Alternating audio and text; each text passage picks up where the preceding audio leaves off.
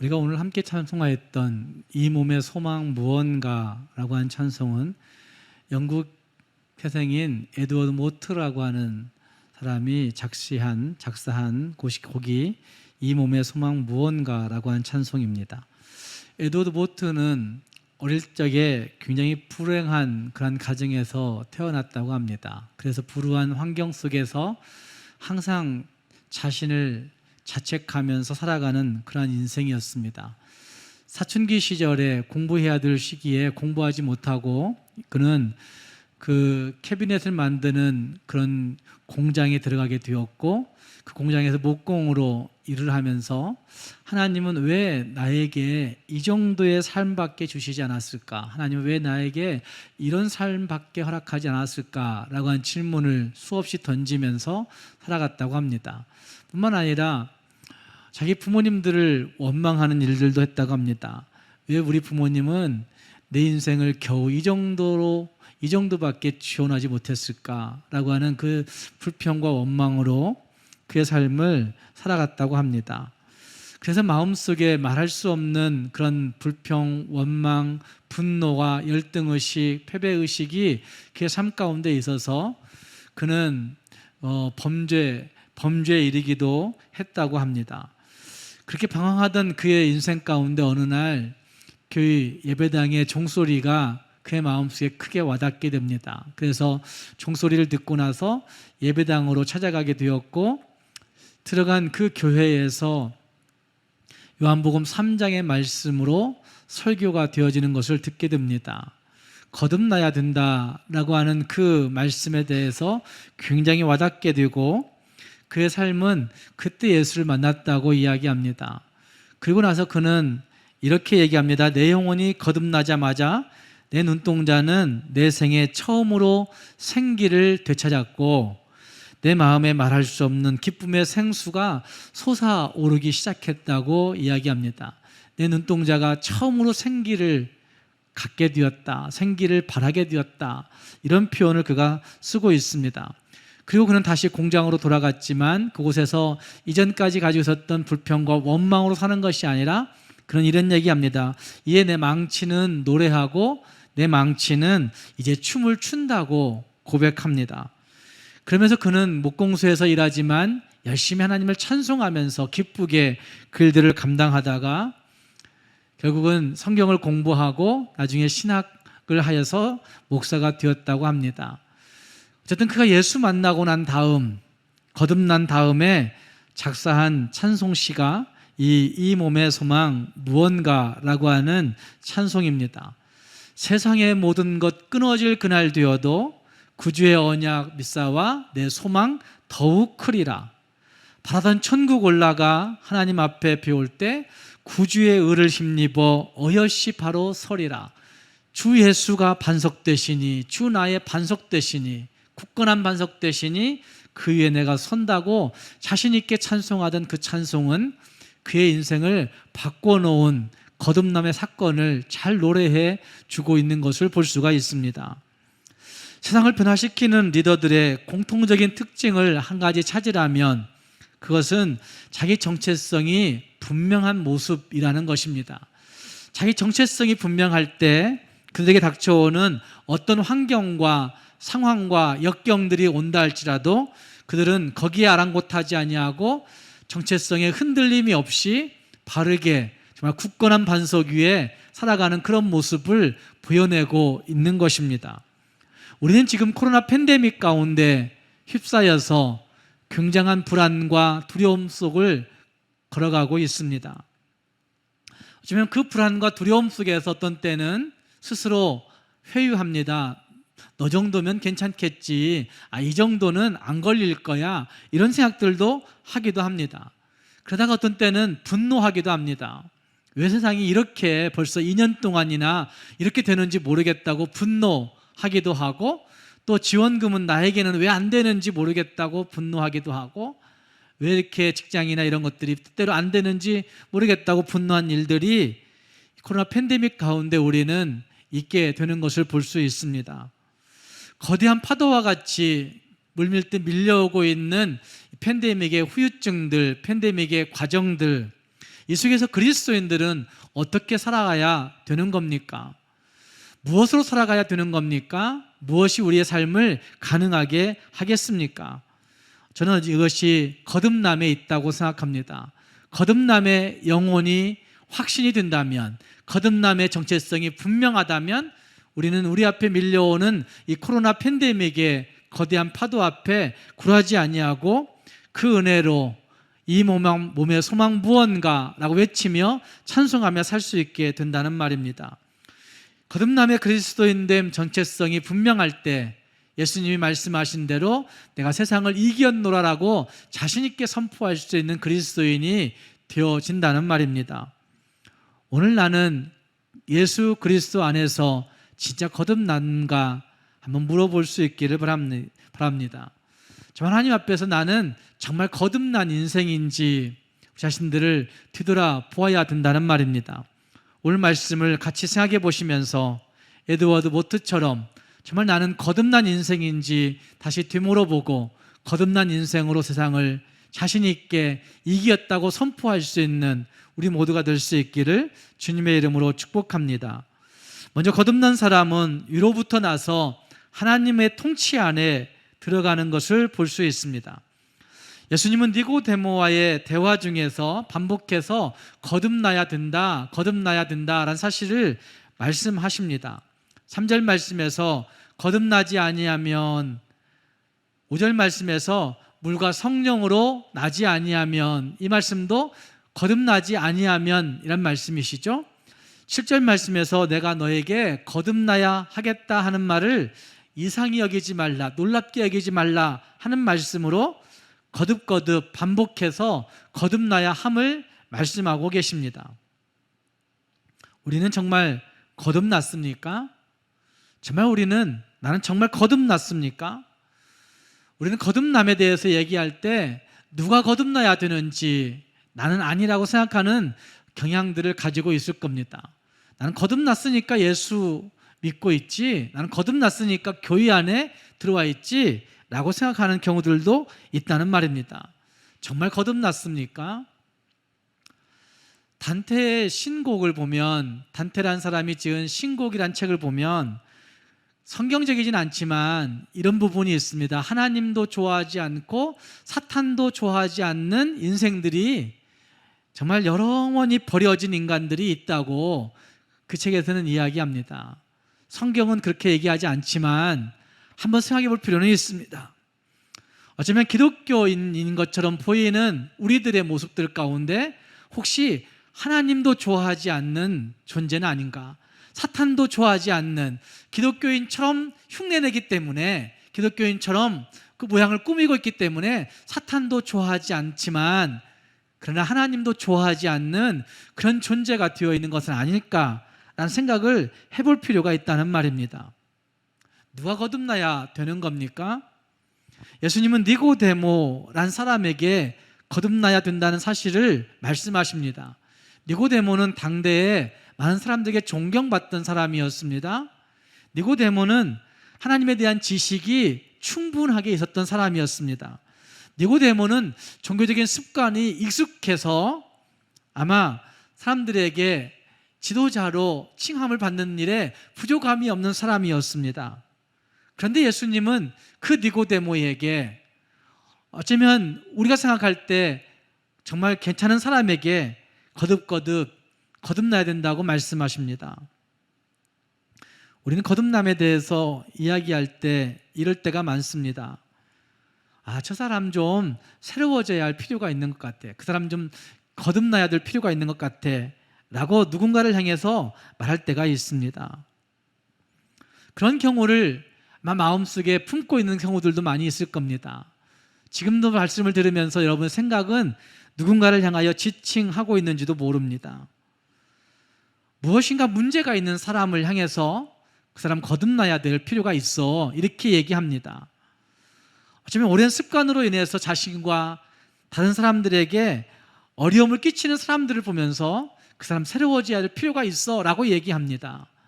또 어떤 경우는 어떤 질병이 있는 사람들을 향해서, 질병으로 고민하고 질병으로 애달아하는 사람들을 향해서 너 질병 보니까 새로워져야 돼, 거듭나야 돼, 이렇게 얘기하는 경우들도 있습니다. 윤리적으로나 성경적으로 좀 어떤 어려움이 있는, 문제가 있는 사람들에게 우리는 거듭나야 된다고 얘기하는 경우들도 있습니다. 그런데 오늘 주님이 말씀하시는 니고데모는 인간적으로 볼 때에는 그런 조건에 해당되지 않는 사람이었습니다. 질병이 있는 것도 아니고, 도덕적으로 흠결이 있는 사람도 아니고, 종교적으로 문제가 있는 사람도 아니었고, 어쩌면 우리가 생각하는 것처럼 다른 사람들에게 해를 끼치는 그런 사람도 아니었기 때문에 니고데모는 인간적으로 볼 때 거듭나야 될 필요가 없는 사람일 수 있다는 말입니다. 그러나 주님은 그에게 거듭나야 한다고 말씀하십니다. 그렇기 때문에 오늘 이 말씀을 듣고 있는 저와 여러분 모두에게도 하나님은, 예수님은 거듭나야 된다, 거듭나야 하나님 나라를 볼 수 있다, 거듭나야 하나님 나라 들어갈 수 있다, 이렇게 말씀하시는 말씀으로 우리는 생각해 보아야 된다는 말입니다. 우리는 스스로 나 자신에게 나는 꽤 괜찮은 사람이라고 생각합니다. 수십 년 예수 믿었고, 그리고 신앙도 이 정도면 괜찮은 것 같고, 그리고 도덕적으로 티 없는 부분도 있고, 기도도 웬만큼 하고 있고, 헌금도 이만큼 하면 됐을 것이고, 교회 봉사도 잘하고 있고, 그리고 이 정도면 내가 섬김도 잘하니까 나는 꽤 괜찮은 그리스도인이야 라고 스스로 위로한다는 말입니다. 그러나 로마서 3장 23절 말씀은 우리에게 이런 말합니다.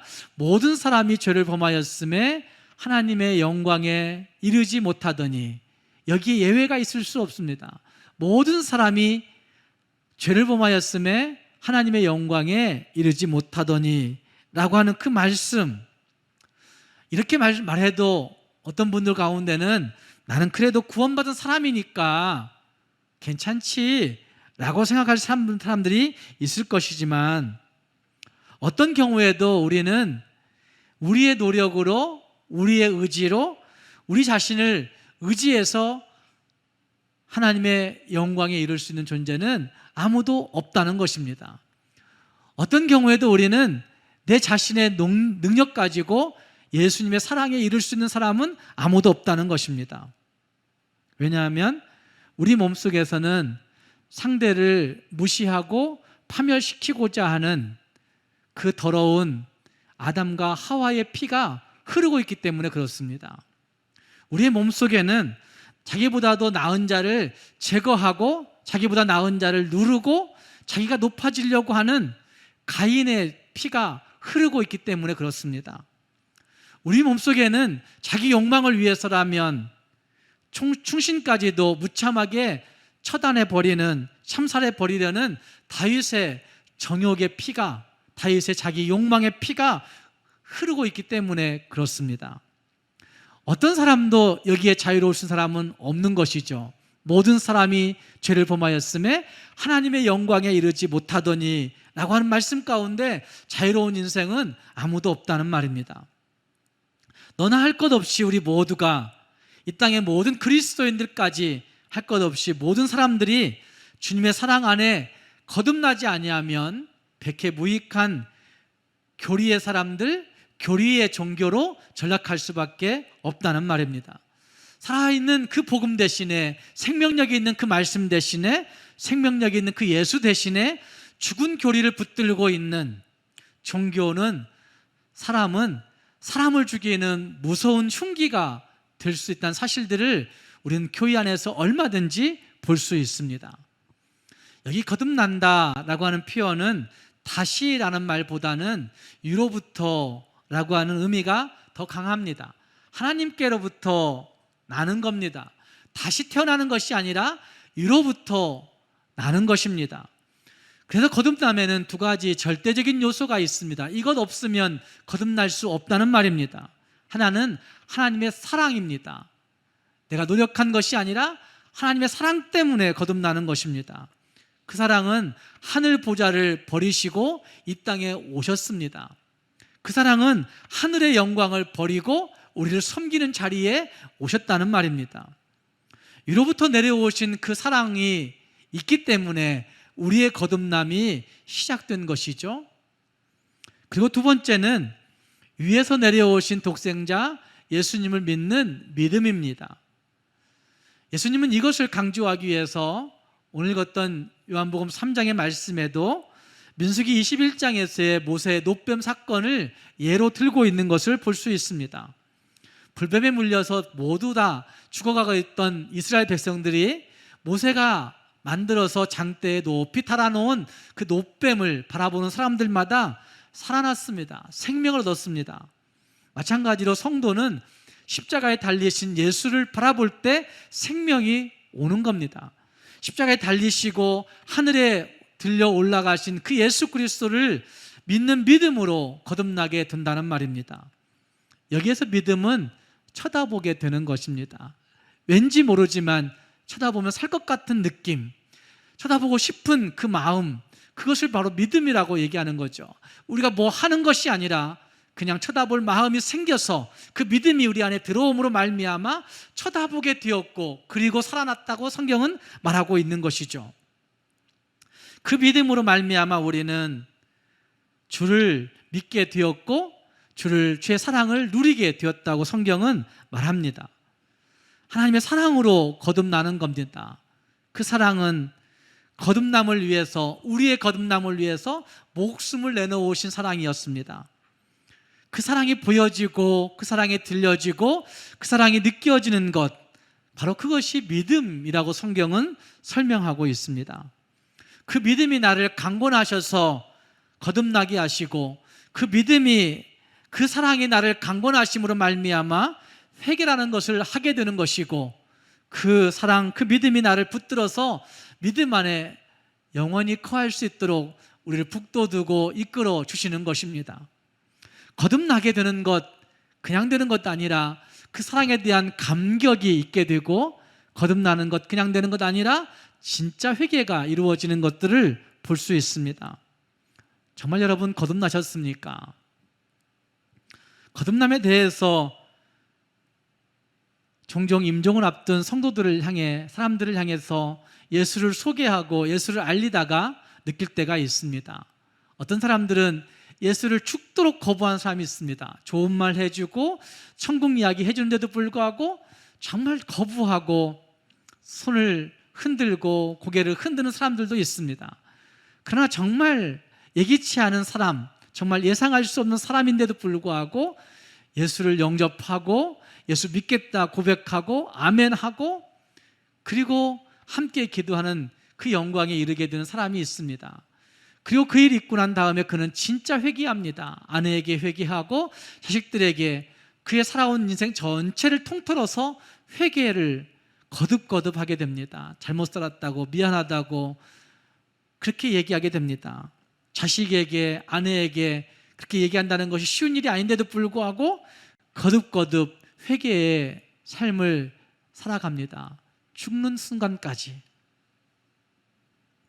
믿음으로 거듭난 사람들이 가지고 있는 태도이고 모습이라고 할 수 있습니다.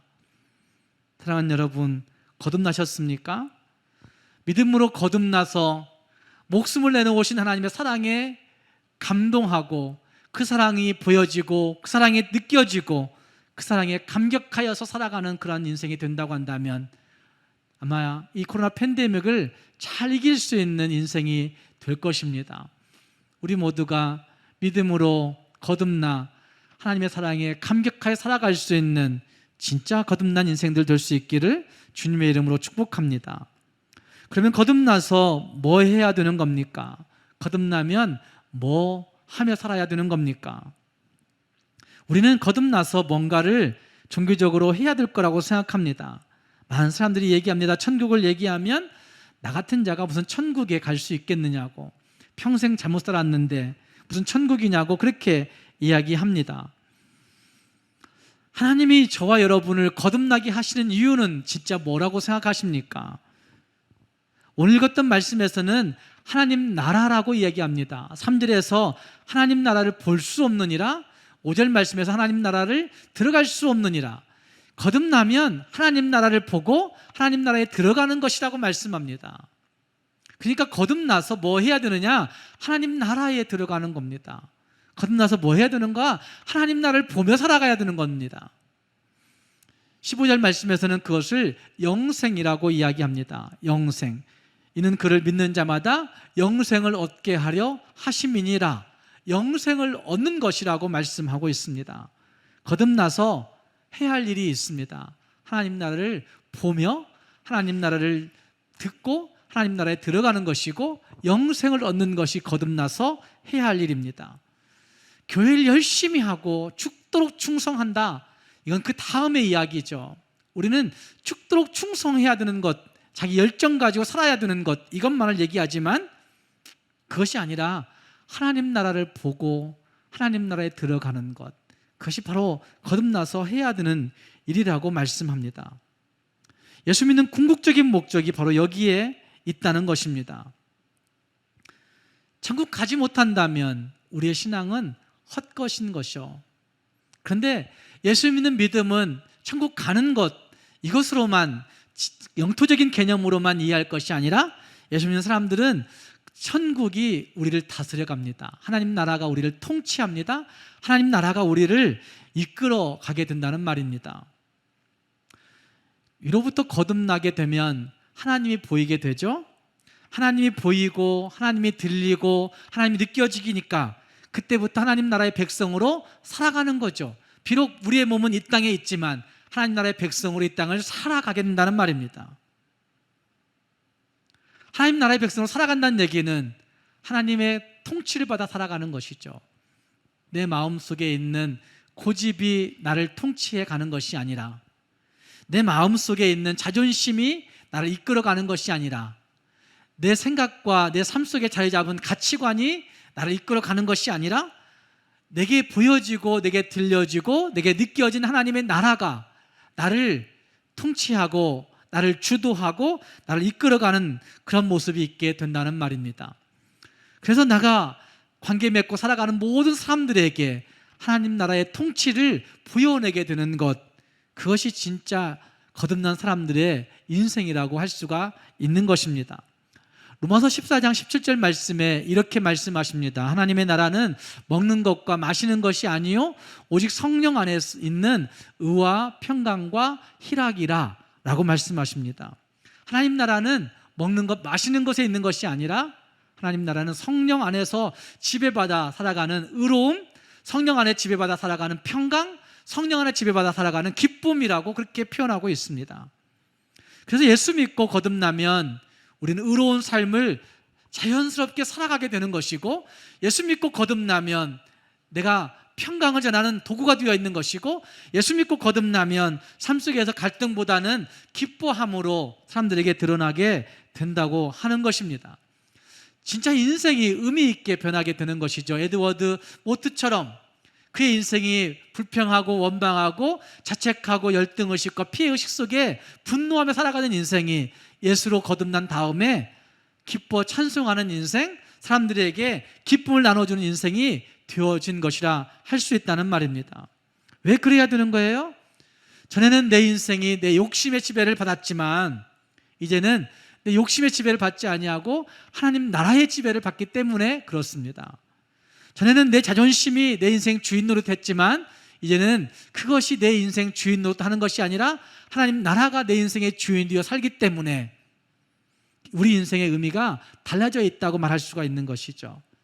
전에는 우리의 물질들이, 돈이 내 인생 목표가 되어 있었지만, 내 자녀들의 그 성공이 내 인생 목표가 되어 있었지만, 그래서 그것들이 나를 통치하고 주장했지만, 이제는 하나님의 나라가 내 인생의 주인이 되어서 나를 통치하기 때문에 진짜 인생의 의미 있는 모습으로 서게 된다는 말입니다. 사랑하는 성도 여러분, 진짜 거듭나셨습니까? 그렇다면 하나님 나라가 보여지고 하나님 나라가 들려지고 하나님 나라가 느껴짐으로 말미암아 진짜 우리의 삶이 하나님 나라로 통치받아 하나님 나라로 주장되어져 하나님의 은혜로 살아갈 수 있는 진짜 인생들 될 수 있기를 주님의 이름으로 축복합니다. 또 한 가지는 거듭나면 우리의 삶의 자리가 사명의 자리로 바뀐다는 것입니다. 거듭남은 그리스도인의 삶의 자리가 어디인지를 분명히 알려줍니다. 주 안에서 거듭난 인생들이 이 땅에 발을 딛고 살고 있지만 그곳이 우리의 삶의 자리가 오히려 사명으로 바뀌어서 하나님 나라로 바뀌어서 살게 된다는 것입니다. 예수님을 직접 만나서 변화된 니고데모는 그의 삶 속에서 정말 중대한 변화를 잘 보여낸 사람이 니고데모라고 할 수 있습니다. 이미 살펴본 대로 니고데모는 사람들에게 인정받는 유대인의 지도자였습니다. 니고데모는 사람들이 존경하는 그런 사람이었습니다. 니고데모는 어쩌면 그 공의회 의원으로서 사람들에게 지도하는 그런 사람이었습니다. 또 요한복음 2장과 3장을 연결해 생각해 보면 예수님께 찾아온 것을 보면 예수님의 표적을 보고 표적을 쫓아가는 그런 신앙의 사람인 것도 볼 수가 있습니다. 또 그가 예수님을 찾아올 때 밤중에 찾아온 것을 보면 자기 자신을 자신 있게 드러내지 못하고 자기 자신을 포장하고 위장하는 그런 신앙의 모습도 볼 수가 있습니다. 그러나 예수님 만나고 거듭남의 의미를 다시 확인한 이후에 그의 삶은 달라졌습니다. 달라진다고 해서 그가 예수님의 12 제자 안에 들어간 것도 아니었습니다. 신학교나 선교사가 된 것도 아니라는 말입니다. 그는 예수님이 죽으실 때까지 그에게 주어진 삶의 자리를, 그에게 가지고 있던 직책을 그대로 지켜나가면서 그 자리를 사명의 자리로 바꾸어진 인생이 니고데모라고 할 수가 있습니다. 세상의 자리를 그대로 가지고 있었지만 그 자리를 감당하는 모습이 달라졌다고 할 수가 있다는 말입니다. 요한복음 3장에 등장하는 니고데모는 4장, 5장, 6장에서 등장하지 않습니다. 그리고 7장 말씀에 니고데모가 등장하는데 그때에는 니고데모는 대제사장들과 바리새인들과 함께 예수님을 잡으려고 모여진 공식적인 논의 자리에 있는 것을 볼 수가 있습니다. 요한복음 7장 50절 말씀이 그 자리에 니고데모가 있었음을 이야기하고 있고, 예수님을 잡으려고 하는 논의 가운데 51절 말씀에서 니고데모는 예수님을 변호합니다. 우리 율법은 사람의 말을 듣고 그 행한 것을 알기 전에 심판하느냐?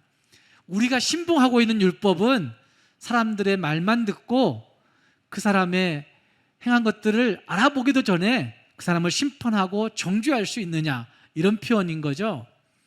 그래서 그 니고데모의 변론 때문에 결국 예수님을 잡지 못하는 일들이 요한복음 7장에 등장합니다. 예수님을 강력하게 그의 삶의 자리에서 변호하고 변증하고 있는 그 니고데모의 모습, 삶의 자리가 사명의 자리로 바뀌어진 모습인 것입니다. 뿐만 아니라 요한복음 19장을 가보면 그는 예수님이 죽으시자 향품을 가지고 예수님의 장례를 담당하고 있습니다. 자기의 자리에 서서, 자기의 자리에 있어서 감당해야 되는 그 역할들을 묵묵히 감당해 가고 있는 사명의 사람이 되어 있는 것입니다. 자기 욕망을 위해 살아가던 그 자리를 바꾸어 이제는 예수님을 위해서 살아가는 그런 삶의 모습으로 서고 있다는 말입니다. 사랑하는 여러분, 저와 여러분이 진짜 그리스도인이라면, 진짜 거듭난 그리스도인이라면 우리가 앉아있는 삶의 자리, 우리가 서 있는 삶의 자리를 사명의 자리로 바꾸어야 합니다.